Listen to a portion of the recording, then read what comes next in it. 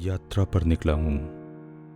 लोग बार बार पूछते हैं, कितना चलोगे, कहां तक जाना है।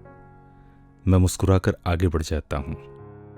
किससे कहूं, कहीं तो नहीं जाना। मुझे इस बार अपने तक आना है। इन गहन पंक्तियों के रचयिता मुनि श्री क्षमा सागर स्वयं को पाने की एक ऐसी ही यात्रा के पथिक हैं। मुनि श्री का संवेदनशील मन उनकी लिखी हर कविता में उभर कर आता है। प्रकृति के लिए प्रेम, जीवों के लिए करुणा उनके शब्दों में झलकती है। अपने गुरु आचार्य विद्यासागर जी से वे बहुत प्रेरित थे। आचार्य श्री के लिए उनका समर्पण देखते ही बनता था। इसी समर्पण ने उन्हें मोक्ष की राह पर अग्रसर किया और मात्र 23 वर्ष की आयु में उन्होंने सांसारिक जीवन छोड़ने का मन बना लिया। प्रायः दीक्षा लोग जीवन की ढलान पर लेते हैं। ऐसे में एक धनी परिवार के एमटेक गोल्ड मेडलिस्ट पुत्र का घर परिवार और सारी सुख सुविधाओं को त्याग कर संन्यास लेना न केवल परिवार बल्कि समाज के लिए भी अप्रत्याशित था।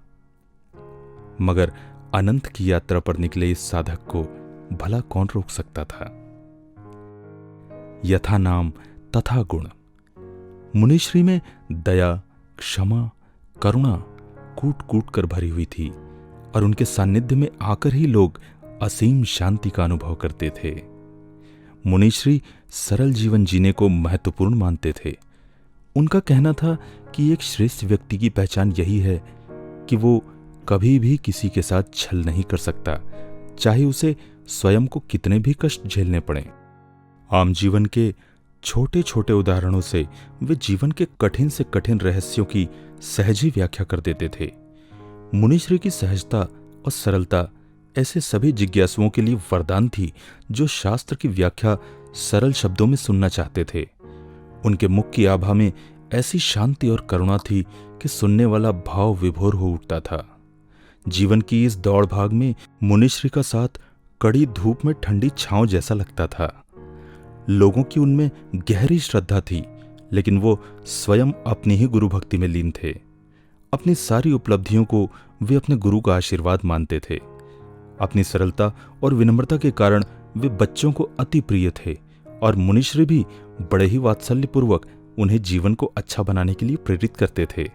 वो भली भांति जानते थे कि युवा पीढ़ी से ही धर्म चलेगा, इसीलिए उन्हें धर्म से जोड़ने के लिए उन्होंने जैन धर्म की वैज्ञानिक व्याख्या की और कई जैन विज्ञान संगोष्ठियां भी आयोजित करवाईं। उन्होंने इस दिशा में कार्य कर रहे लोगों को सम्मानित भी किया और यंग जैन अवार्ड जैसे कार्यक्रम के सूत्रधार भी बने। युवा पीढ़ी का यह सौभाग्य ही था जिन्हें मुनिश्री के गहन ज्ञान और वैचारिक दृष्टिकोण से जीवन और धर्म के कठिन रहस्यों को समझने का अवसर मिला। वे आडंबर और दिखावे से दूर रहकर भावनाओं की श्रेष्ठताओं पर जोर देते थे। उनका मानना था कि इस बार न सही भगवान पर बेहतर इंसान जरूर बनना चाहिए। मुनिश्री का सर्वोत्तम आचरण लोगों के लिए एक मिसाल बन गया है। देह रूप में भले ही आज वो हमारे बीच नहीं है, लेकिन उनके जीवन ने हमारे दिलों में एक अमिट छाप छोड़ी है। उनका जीवन त्याग, सरलता और समता का एक अद्भुत उदाहरण है। अभी मुझे और धीमे कदम रखना है, अभी तो चलने की आवाज आती है। इतनी सूक्ष्मता और सजगता से अपनी आत्मा यात्रा में लीन इस अद्वितीय पथिक और हम सबके सतत मार्गदर्शक मुनि क्षमा सागर जी को शत शत नमन। ऐसे महान साधक को हम सबका शत शत प्रणाम।